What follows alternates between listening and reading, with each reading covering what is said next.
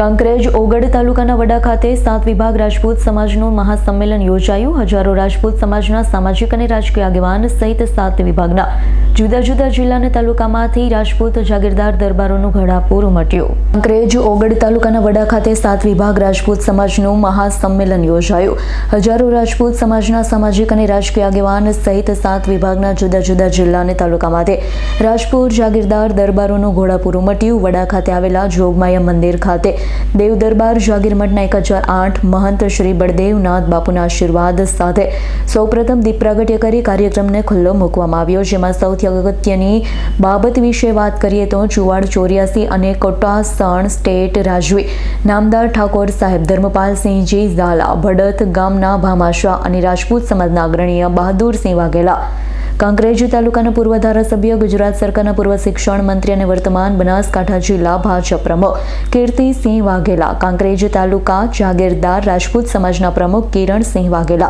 થરા નગરપાલિકાના પૂર્વ પ્રમુખ પૃથ્વીરાજસિંહ વાઘેલા, પૂર્વ જિલ્લા ભાજપ મહામંત્રી ભારતસિંહ ભટેસરિયા, મનહરસિંહ બેમેતુભા સોલંકી કંબોઈ, કાંકરેજ તાલુકા યુવા રાજપૂત જાગીરદાર કેળવણી મંડળના પ્રમુખ રાજુભા વાઘેલાએ સ્ટેજ ઉપર સમાજના બંધારણ વિશે 16 મુદ્દાઓ રજૂ કર્યા છે।